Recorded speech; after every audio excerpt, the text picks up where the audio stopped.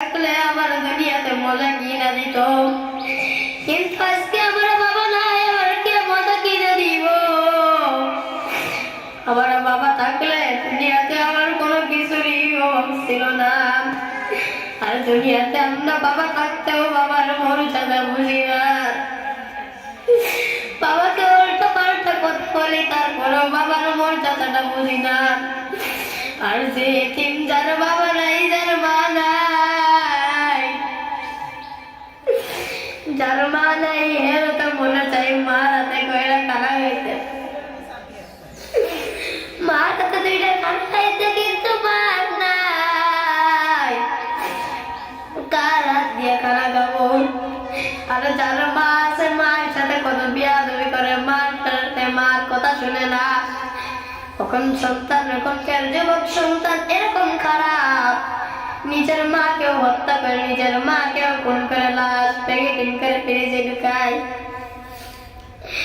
আর যার মা নাই, সে বুঝে মার কত ব্যথা। আজকে আমার মা থাকলে আমার দিনা খাওয়াইয়া দিত, কিন্তু আমার মা নাই। আর যার মা নাই, সে বুঝে কত ব্যথা, যার মা আছে সে বুঝে না। আর আজকে যার বাবা আছে, সে বুঝে না বাবার কত মর্যাদা।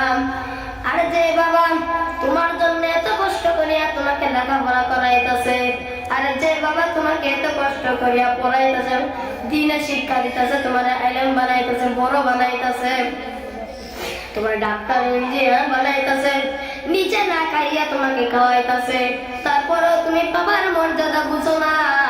আর আজকে যে গরিব, সেও বুঝে বাবার কথা ব্যথা। আরে বাচ্চার বাবা নাই, সে বুঝে তার কত ব্যথা।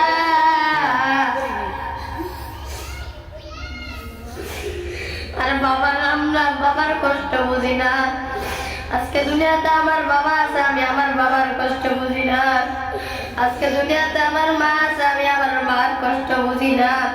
এখানে কত মানুষ আছে যার মা নাই, বাবা নাই, তারও তো মনে চাই মার একটু দেখতে। আর আগে যখন ছোট ছিলাম, মা বলতো, সন্তান আমার কাছে আয়, আমার বুকে জড়াইয়া ধরে মা। আজকে সেই মা নাই, আমার এতিম বানাইয়া গেছে। আবার নবী ওরকম এতিম ছিল, তার বাবাকেও হারাইছে, যাওয়ার পথে তার মাকেও হারাইছে। আবার নবী কয়, আবার ভাগ্যে কি এটাই লেখা ছিল? একদিক বাবাকে দেখতে পাই নাই, বাবাকে হারাইছি।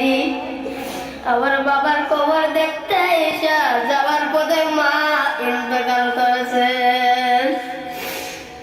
আরে ভাই, আমরা বাবা মা থাকতে মার কষ্ট বুঝি না, বাবার কষ্ট বুঝি না।